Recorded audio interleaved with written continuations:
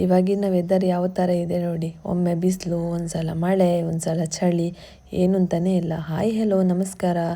ಬೆಳಿಗ್ಗೆ ಎದ್ದು ಒಂದು ಸಲ ಶಂಖಪುಷ್ಪದ ಗಿಡದ ಹತ್ರ ಕಣ್ಣಾಯಿಸಿದೆ ಆಯಿತಾ, ಶಂಖಪುಷ್ಪ ಹೂವು ಆಗಿದೆ ಅಂತೇಳಿ. ಸೊ ಹೂವನ್ನ ಕಿತ್ತು ಒಂದು ನೀರಿಗೆ ಹಾಕಿ ಅದರ ಕುಡ್ದಾಯಿತು. ಹಾಗೆ ರೊಟ್ಟಿ ಮಾಡು ಅಂಥೇಳಿ ರೊಟ್ಟಿ ಮಾಡ್ತಾಯಿದ್ದೆ. ಅದಕ್ಕೆ ಚಿಕನ್ ಸಾರು ಕಾಂಬಿನೇಷನ್ ತುಂಬ ಚೆನ್ನಾಗಿದೆ. ಸೊ ಅದೆಲ್ಲ ತಿಂದ್ಕೊಂಡು ಹೊರಗಡೆ ಹೋಗುವ ಪ್ಲ್ಯಾನ್ಸ್ ಇತ್ತು. ಸೊ ಫಸ್ಟ್ ಹೋಗಿರೋದು ನಾವು ಫ್ರೂಟ್ ಶಾಪಿಗೆ ಹೋಗಿ ಅಲ್ಲಿ ತುಂಬ ಡಿಫ್ರೆಂಟ್ ಟೈಪಿದ್ದು ಫ್ರೂಟ್ಸ್ ಇತ್ತು.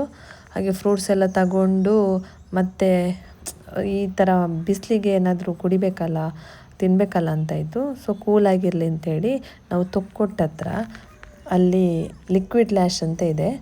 ಸೊ ನಾನು ಮೊನ್ನೆ ಫಸ್ಟ್ ಟೈಮ್ ಅಲ್ಲಿ ವಿಸಿಟ್ ಕೊಟ್ಟಿರೋದು. ತುಂಬ ಚೆನ್ನಾಗಿದೆ. ಕಸ್ಟರ್ಡ್ ಜ್ಯೂಸ್ ಇತ್ತು, ಅದು ಕುಡಿದೆ. ನನಗೆ ಅದೇನೋ ತುಂಬ ಇಷ್ಟ ಆಯಿತು. ನೀವೊಂದು ಸಲ ಆ ಕಡೆ ಹೋದರೆ ಒಂದು ಸಲ ವಿಸಿಟ್ ಮಾಡಿ ಅಂತ ನಾನು ಹೇಳೋದು. ತುಂಬ ಚೆನ್ನಾಗಿದೆ.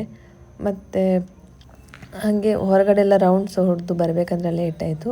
ಸೊ ತುಳಸಿ ಪೂಜೆ ಅಂತ ಹೇಳಿ ಪಟಾಕಿ ತಗೊಳ್ಳಿಕ್ಕೆ ಅಂತ ಶಾಪಿಗೆ ಹೋದ್ವಿ.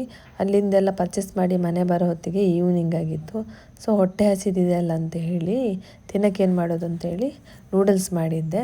ಸೊ ನೂಡಲ್ಸ್ ಎಲ್ಲ ತಿಂದು ರಾತ್ರಿ ಇದು ತುಳಸಿ ಪೂಜೆಗೆ ಪ್ರಿಪರೇಷನ್ ಮಾಡಬೇಕಲ್ಲ. ಸೊ ರಂಗೋಲಿ ಎಲ್ಲ ಹಾಕಿದ್ದೆ ನೋಡಿ ಈ ಥರ.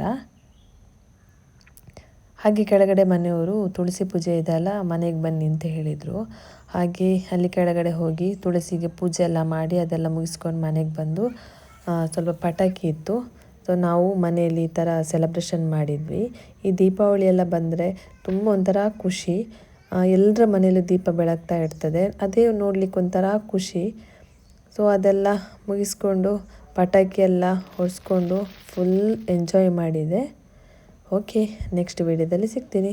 ಬಾಯ್.